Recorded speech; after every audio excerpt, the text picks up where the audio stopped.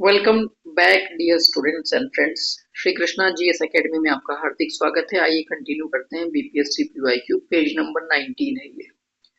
वह शासक जिसने आना आना जो सिक्का होता है इसका प्रयोग प्रारंभ कराया था, तो शाहजहां इनका नाम है। तो शाहजहां ने ही आना जो सिक्के होते हैं उसका प्रयोग शुरू करवाया था। शाहजहां मतलब 1628 से 1658 इनका शासनकाल था। ठीक, 1628 से 1658 याद रखना है शीश को। मुगल सम्राट, महान मुगल सम्राटों में से जैसे बाबर से औरंगजेब तक दो सम्राट राजपूत राजकुमारियों से पैदा हुए थे। कौन कौन थे भैया? जो राजपूत राजकुमारियों से पैदा हुए थे। कौन? जहांगीर और शाहजहां। जहांगीर और शाहजहां जो है ये क्या है? ये दो सम्राट हैं जो कि जैसे बाबर हो गया, बाबर के बाद क्या है? हुमायूं है, फिर अकबर है, फिर जहांगीर है, जहांगीर के बाद फिर शाहजहां है, फिर औरंगजेब है। ठीक है, तो बाबर, हुमायूं, अकबर, जहांगीर, शाहजहां और औरंगजेब, ये 1556 से लेकर के 1707 तक ये ग्रेट मुगल्स कहे जाते हैं। ठीक है, तो जो महान मुगल सम्राट उसमें से बाबर से औरंगजेब तक के बीच में जो दो सम्राट जो राजपूत राजकुमारियों से पैदा हुए थे वो कौन थे? तो जहांगीर थे और एक शाहजहां। ये दोनों ही राजकुमार ये राजपूत राजकुमारियों से पैदा हुए थे। बस आपको यही याद रखना है। ठीक है, वही राजपूत जो आजकल डीएनए चेक करवा रहे हैं, डीएनए ढूंढ रहे हैं। ठीक है, तो चलिए आगे देखते हैं, उसको छोड़ते हैं इस बात को। वह इतिहासकार जिसने शाहजहां के शासनकाल को मुगल काल का स्वर्ण युग कहा है। तो मैंने कहा ना, मैंने इस चीज को आपको पहले ही बताया था। शाहजहां के शासनकाल को मुगल काल का स्वर्ण युग किसने कहा था? एल श्रीवास्तव ने। तो एल श्रीवास्तव ने कहा था। वह इतिहासकार जिसने शाहजहां के शासनकाल को मुगल काल का स्वर्ण युग कहा है, एल श्रीवास्तव ने। स्थापत्य कला के मामले में मुगल काल का स्वर्ण युग था। ठीक, शाहजहां का शासनकाल 1628 से लेकर के 1658। ठीक है, आगे देख लेते हैं। मुगल सम्राटों में से आलमगीर की उपाधि धारण किसने की थी? औरंगजेब ने। आलमगीर की उपाधि धारण की थी औरंगजेब ने। औरंगजेब का शासनकाल 48 साल 3-7 महीने के आसपास था, तो 1658 से लेकर के 1707। ठीक है ना। अकबर के बाद सबसे अधिक शासनकाल समय इसी का था, औरंगजेब का। औरंगजेब का जो टाइटल था वो था आलमगीर। औरंगजेब के काल में जिन सतनामियों ने बगावत कर नरनौल शहर को दखल कर लिया था, क्या नाम था? कबीर के अनुयायी थे ये लोग। जो नरनौल सतनामियों ने क्या किया? बगावत कर लिया। और इस तरीके से आगे देख लेते हैं। वह शासक जिसने सबसे अधिक समय तक शासन किया तो औरंगजेब, क्योंकि विकल्प के अनुसार क्या था? औरंगजेब है, लेकिन सर्वाधिक किसका है? अकबर का। बता चुका हूँ, 49 साल 8 महीने के आसपास। ठीक है, अकबर का शासनकाल है 1556 से 1605, जबकि औरंगजेब का 48 साल 7 महीने के आसपास है। ठीक है ना, 1658 से 1707। इसीलिए यहाँ पे ऑप्शन में औरंगजेब था लेकिन अकबर नहीं था, इसलिए इसका आंसर क्या हो गया? औरंगजेब हो गया। खुलासात उत तवारीख किसने लिखी है? सुजान राय खत्री ने लिखी है। खुलासात उत तवारीख, इसके लेखक कौन है? तो सुजान राय ने लिखी है खुलासात उत तवारीख। आलमगीर नामा को किसने लिखा है? मिर्जा मोहम्मद काजिम ने लिखा है आलमगीर नामा। आलमगीर किसकी उपाधि थी? औरंगजेब की। ठीक है, तो मुगल शासक जिसने ब्रिटिश के विरुद्ध संघर्ष किया था, तो औरंगजेब।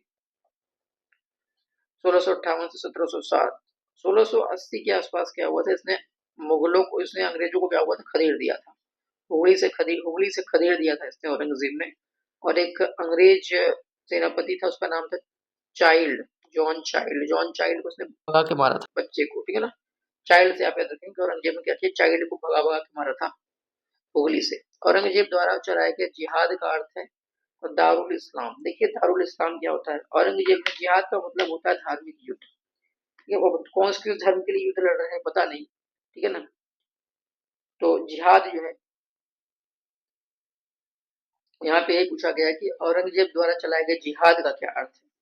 जिहाद का मतलब क्या होता है, पहले तो आप इस चीज को जान लीजिए। जिहाद एक अरबी भाषा का शब्द है। जिहाद जो एक अरबी भाषा का शब्द है। ठीक है, इसका मतलब होता है प्रयास करना या संघर्ष करना। इस्लाम में इसका मतलब होता है अहिंसक संघर्ष, और हिंसक संघर्ष दोनों हो सकता है, इसका मतलब हो गया। ठीक है, तो जिहाद इसमें क्या होता है कि एक पवित्र युद्ध माना गया है। ठीक है ना, इस्लाम धर्म के लिए, इस्लाम धर्म की तरफ से एक पवित्र युद्ध माना गया है। तो धार्मिक धार्मिक प्रकार से कह सकते हैं कि एक प्रयत्न करना हो गया, जिसमें अपने धर्म के लिए एक लड़ाई लड़ना, वही क्या हो गया? जिहाद होता है। तो दारुल इस्लाम ठीक है ना। इस तरीके से तो अब किस तरीके का जिहाद कर रहे थे पता नहीं, हालांकि उस वक्त चल भी जाता। तो दारुल इस्लाम ये कहते थे। तो यहाँ पे वही पूछा गया कि औरंगजेब द्वारा चलाए गए जिहाद का क्या अर्थ है। तो दारुल इस्लाम, दारुल इस्लाम का क्या मतलब होता है सर। दारुल इस्लाम जो होता है एक अरबी भाषा का ये भी एक फ्रेज है, ठीक है ना। इसका मतलब होता है ऐसे ऐसे क्षेत्र, ऐसे ऐसे क्षेत्र जहां पर मुसलमान जो है, ऐसे क्षेत्र जहां पर मुसलमान बहुसंख्यक हैं और स्वतंत्र रूप से इस्लाम का पालन करते हैं। तो आप ये बताइए, औरंगजेब एक जिहाद तो चला रहे थे और लेकिन उसका नाम क्या था, दारुल इस्लाम। लेकिन दारुल इस्लाम होता क्या है।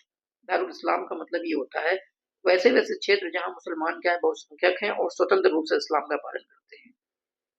तो हालांकि हमारे यहाँ तो हिंदुस्तान में इस्लाम बहुसंख्यक नहीं थे, उसके बावजूद भी औरंगजेब क्या कर रहा था, जिहाद के माध्यम से धर्म का नाम लेकर के दारुल इस्लाम चलाना चाह रहा था। चलाया भी, लेकिन कितने दिन तक। एक समय बाद अब आप देख सकते हैं कि मुगलों के कितने वंशज का पता ही नहीं थे कौन वो लोग।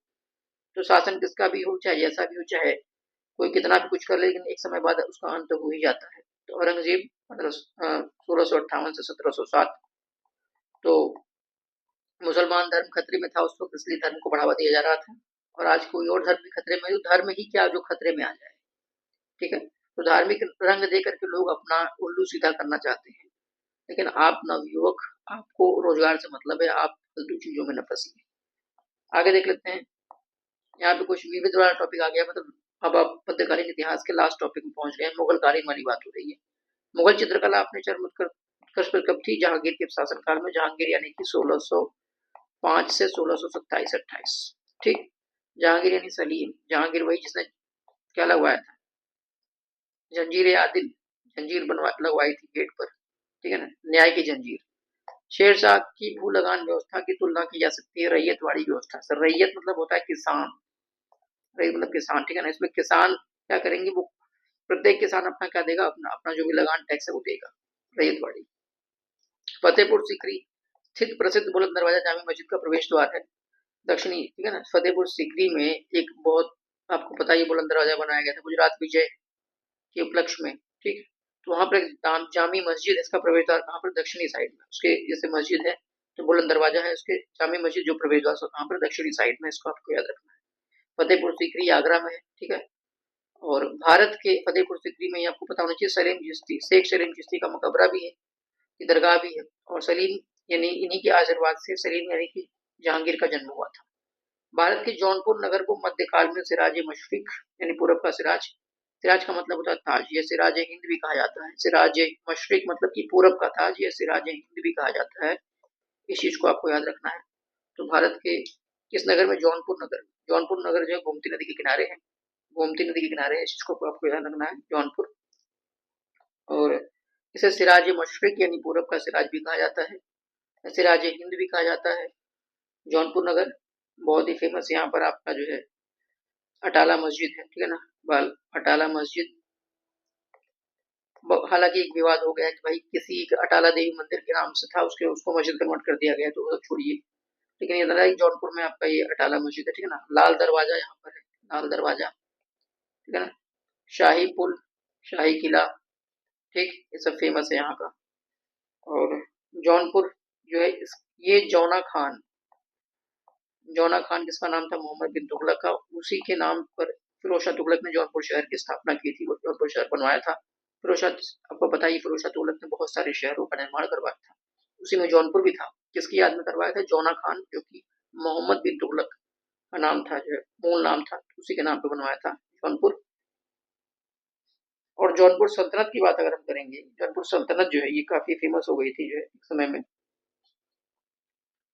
जौनपुर सल्तनत आपको पता होना चाहिए कि जौनपुर सल्तनत की स्थापना किसने की थी, 1394 में की थी।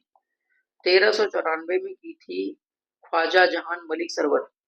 मलिक सरवर किसने की थी, मलिक सरवर ने, ख्वाजा जहान मलिक सरवर ने, ठीक है। इसको सिराज हिंद भी कहते हैं, सिराज मशरिक भी कहते हैं, ठीक। सिराज हिंद, सिराज मशरिक। जौनपुर सल्तनत बहुत ही फेमस है इतिहास में, खासकर मध्यकालीन इतिहास में। 1394 से लेकर के 1493 तक ही चला था, जौनपुर की राजधानी मान करके, ठीक है। बाद में 1494 से लेकर के 1505 तक राजधानी कहाँ शिफ्ट हो गई थी, कहलगांव, कहलगांव यानी भागलपुर में वहां शिफ्ट हो गई थी। ठीक। फारसी भाषा को सुन्नी इस्लाम का था ये मेन चीज। मलिक सरवर यानी ख्वाजा जहां सरवर ने इसकी स्थापना की थी। और हुसैन शाह, हुसैन जो है ये इस हुसैन शाह सबसे अंतिम शासक था इसका। हुसैन शाह इसका अंतिम शासक था। ठीक।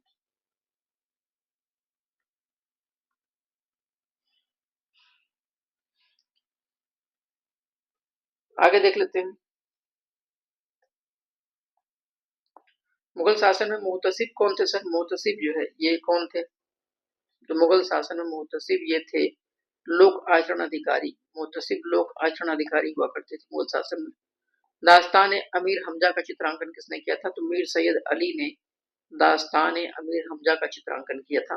मुगल बादशाह जिसने अंग्रेजों को उनके व्यापार में मदद करने के लिए एक महत्वपूर्ण फरमान दिया था, फारूक सियर ने। 1717 का शाही फरमान इन्होंने दे दिया, गोल्डन फरमान दे दिया, स्वर्णिम फरमान।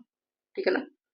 इसी को अंग्रेज मैग्ना कार्टा कहते हैं। ईस्ट इंडिया कंपनी का मैग्ना कार्टा किसे कहा जाता है? इसी को कहा जाता है फारूक सियर के शाही फरमान को, जाओ बंगाल में व्यापार करो। टिकट चुंगी Dastak, Dastak east India company के को दस्तक जारी करने का अधिकार, मतलब बंगाल में ड्यूटी फ्री टैक्स मतलब कि कर मुक्त व्यापार करने का अधिकार जो दे दिया था किसने? फारूक सियर ने। फिर बाद में यही चल करके विवाद का कारण बनता है, प्लास्टिक का युद्ध होता है इसी वजह से। फारूक सियर आपको पता होना चाहिए ये 1713 से 1719 तक शासक थे। मुगल गद्दी पर थे ये फारूक सियर। इनको घृणित कायर की उपाधि भी इनको मिली हुई है, घृणित कायर। ठीक। आगे देख लेते हैं। दास्तान अमीर हमजा की बात हो चुकी है, फर्रुख सियर की बात हो चुकी है। फर्रुख सियर के नाम पर ही फर्रुखाबाद की स्थापना हुई थी। ठीक है ना। फर्रुखाबाद की स्थापना जो है ये फर्रुख सियर के नाम पर ही हुई थी। मोहम्मद खां बंगश ने इसकी स्थापना की थी फर्रुखाबाद की, फर्रुख सियर के नाम पर। वहीं उस सिंहासन पर बैठने वाला अंतिम मुगल सम्राट मोहम्मद शाह किसने बनवाया था? शाहजहां ने। सबसे पहले यहीं बैठे थे शाहजहां। ठीक है। 1628 से 1658 का टाइम था शाहजहां। शाहजहां भाई उस सिंहासन पर बैठने वाला अंतिम मुगल सम्राट कौन था? मुगल शाह मोहम्मद शाह, मोहम्मद शाह रंगीला। होता क्या है, 1739 में आक्रमण करता है कौन? नादिर शाह। नादिर शाह जिसको ईरान का नेपोलियन भी कहते हैं, वो आक्रमण करता है भारत पर। ठीक है। करनाल का युद्ध होता है 1739 में। ठीक है। काफी लूट मचाई जाती है दिल्ली में नादिर शाह के द्वारा।